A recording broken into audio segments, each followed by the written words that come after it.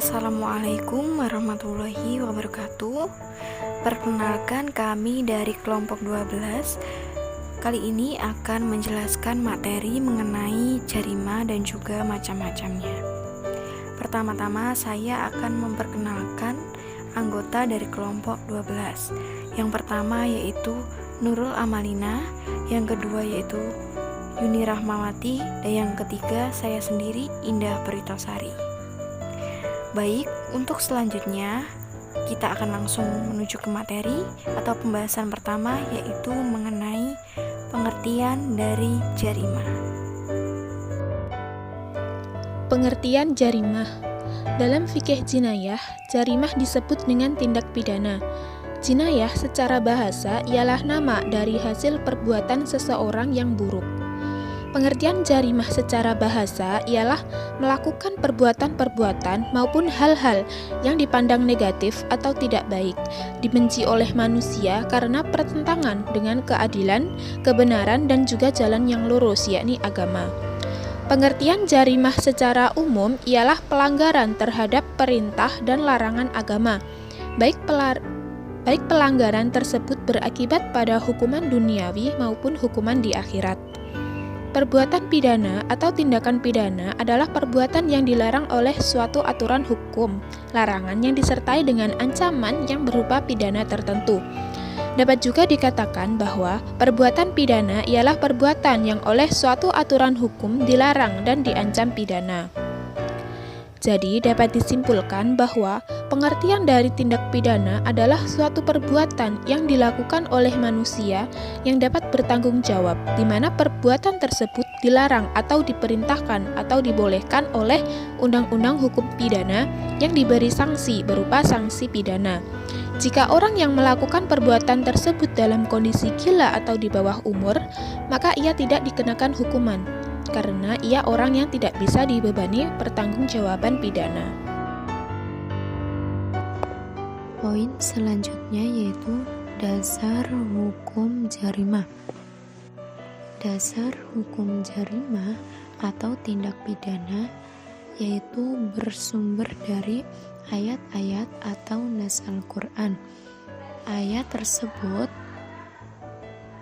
yaitu surat Al-Qasas ayat 77 yang berbunyi, A'udzubillahi minasyaitonirrajim, Bismillahirrahmanirrahim, wabtaghi fima ataqallahun daral akhirata wal tansa nasibaka minad dunya wal ahsin kama ahsanallahu ilaika wala tabghil fasada fil ardi innallaha la yuhibbul mufsidin, yang artinya, dan carilah pada apa yang telah dianugerahkan Allah kepadamu, yaitu kebahagiaan negeri akhirat, dan janganlah kamu melupakan bahagiamu dari kenikmatan duniawi, dan berbuat baiklah kepada orang lain sebagaimana Allah telah berbuat baik kepadamu, dan janganlah kamu berbuat kerusakan di muka bumi, sesungguhnya Allah tidak menyukai orang-orang yang berbuat kerusakan. Dan pada surat lain yaitu surat Al-Isra ayat 15. Selain ayat-ayat atau nas Al-Quran yang menjadi dasar hukum jarimah atau tindak pidana tersebut juga bersumber dari kaidah-kaidah yang penting dalam syariat Islam. Kaidah-kaidah tersebut dapat diambil kesimpulan bahwa menurut syariat Islam tidak ada jarimah dan tidak ada hukuman kecuali dengan adanya nas.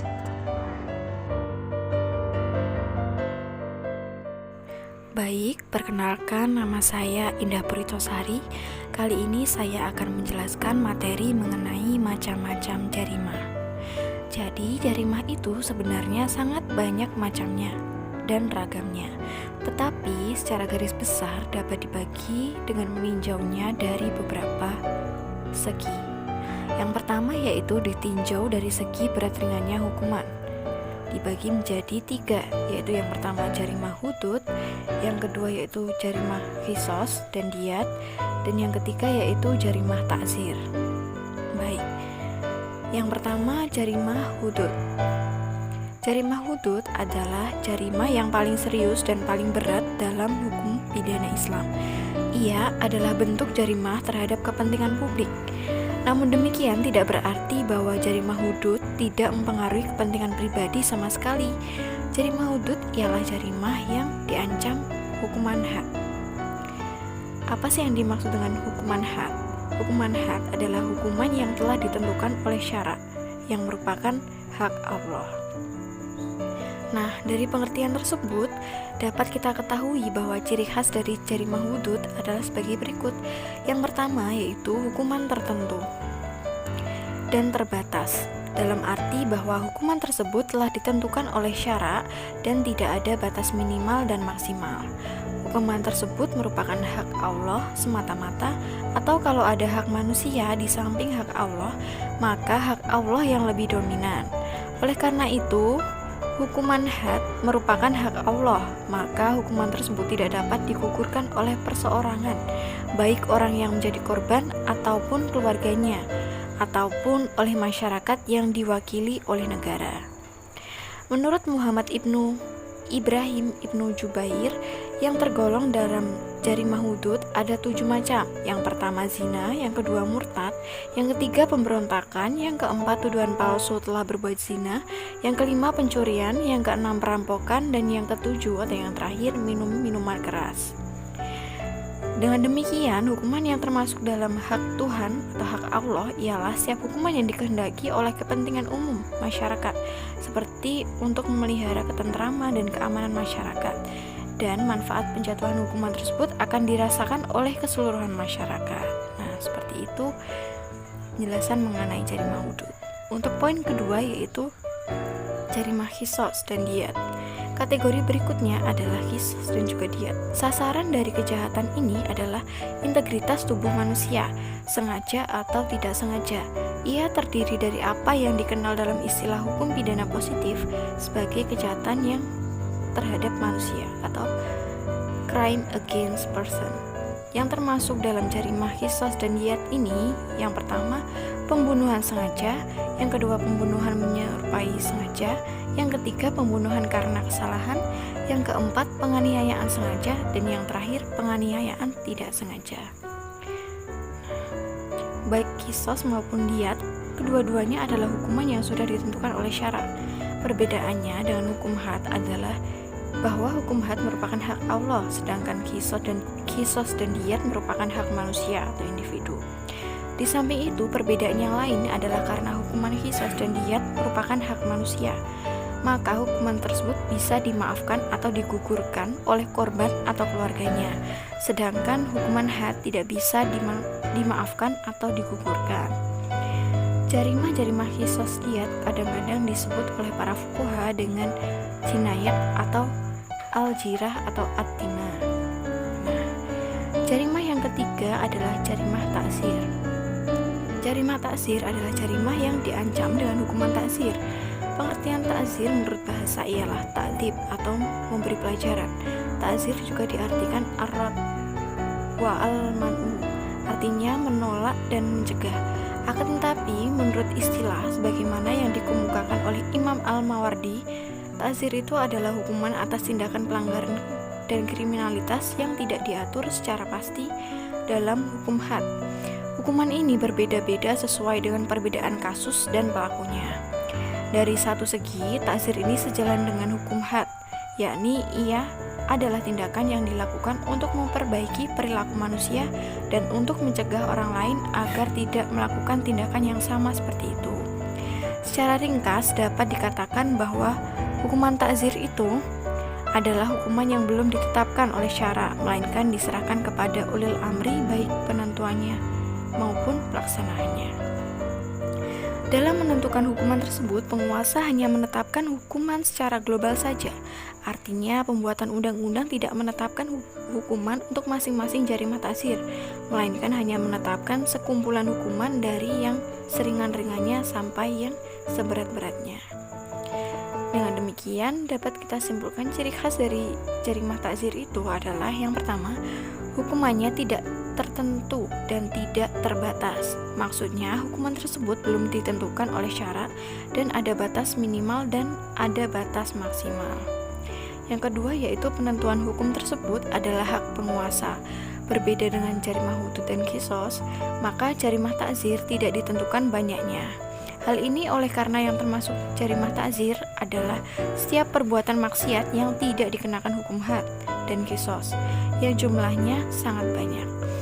Tentang jenis-jenis jarimah takzir ini, menurut Ibnu Taimiyah mengemukakan bahwa perbuatan-perbuatan maksiat yang tidak dikenakan hukum had dan tidak pula kifarat, seperti mencium anak-anak dengan syahwat, mencium wanita lain yang bukan istri, tidur satu ranjang tanpa persetubuhan, atau memakan barang yang tidak halal seperti darah atau bangkai. Maka semua itu dikenakan hukuman takzir sebagai pembalasan dan pengajaran dengan kadar hukuman yang ditetapkan oleh penguasa. Tujuan diberikannya hak penentuan jarimah-jarimah takzir dan hukumnya kepada penguasa adalah agar mereka dapat mengatur masyarakat dan memelihara kepentingan-kepentingannya serta bisa menghadapi dengan sebaik-baiknya setiap keadaan yang bersifat mendadak. Yang kedua yaitu jarimah yang ditinjau dari segi niatnya. Yang pertama yaitu jarimah sengaja. Jarimah sengaja adalah suatu jarimah yang dilakukan oleh seseorang dengan kesengajaan dan atas kehendaknya, serta ia mengetahui bahwa perbuatan tersebut dilarang dan diancam dengan hukuman. Yang kedua yaitu jarimah tidak sengaja. Jarimah tidak sengaja adalah jarimah di mana pelaku tidak sengaja atau berniat untuk melakukan perbuatan yang dilarang dan perbuatan tersebut terjadi sebagai akibat kelalaiannya atau kesalahannya. Yang ketiga yaitu jarimah yang ditinjau dari segi objeknya. Dibagi menjadi dua, yaitu jarimah perseorangan dan juga jarimah masyarakat. Jarimah perseorangan adalah suatu jarimah di mana hukuman terhadapnya dijatuhkan untuk melindungi kepentingan perseorangan, meskipun sebenarnya apa yang menyinggung perseorangan juga berarti menyinggung masyarakat. Jarimah yang kedua yaitu jarimah masyarakat adalah suatu jarimah di mana hukuman terhadapnya dijatuhkan untuk menjaga kepentingan masyarakat, baik jarimah tersebut mengenai perseorangan maupun mengenai ketentraman masyarakat dan keamanannya. Menurut para fuqaha, penjatuhan hukuman atas perbuatan tersebut tidak ada pengampunan atau peringanan atau menunda-nunda pelaksanaan. Jarimah-jarimah hudud termasuk dalam jarimah masyarakat, meskipun sebagian daripadanya ada yang mengenai perseorangan seperti pencurian, penuduhan zina. Jarimah takzir sebagian ada yang termasuk jarimah masyarakat. Kalau yang disinggung itu hak masyarakat seperti penimbunan bahan-bahan pokok, korupsi, dan sebagainya. Nah, yang keempat yaitu jarimah ditinjau dari segi cara melakukannya. Dibagi menjadi dua macam, yaitu jarimah positif dan jarimah negatif. Pertama, jarimah positif, yaitu kejahatan yang melanggar larangan yang dapat berupa perbuatan aktif maupun pasif, seperti tidak memberikan seseorang makan hingga mati. Yang kedua yaitu jarimah negatif, yaitu kejahatan dengan melanggar perintah.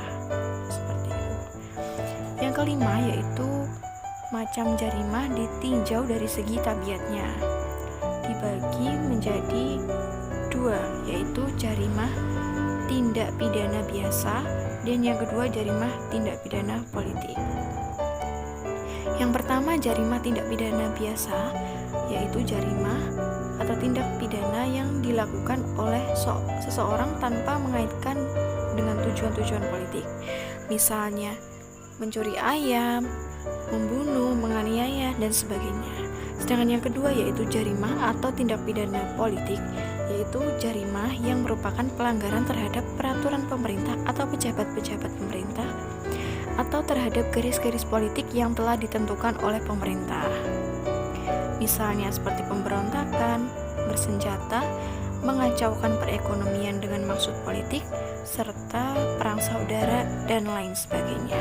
Nah, Seperti itu pembagian dari jarimah atau macam-macam jarimah ditinjau dari beberapa segi. Baik, itu tadi merupakan penjelasan dari kami kelompok 12 mengenai jarimah dan juga macam-macamnya. Apabila teman-teman memiliki pertanyaan ataupun hal-hal yang masih mengganjal, bisa disampaikan melalui platform WhatsApp. Baik, sebelumnya kami dari kelompok 12 memohon maaf yang sebesar-besarnya apabila ada salah kata maupun penyampaian. Sekian penjelasan dari kami, kurang lebihnya mohon maaf, dan semoga ilmu yang kita dapat hari ini bermanfaat. Wassalamualaikum warahmatullahi wabarakatuh.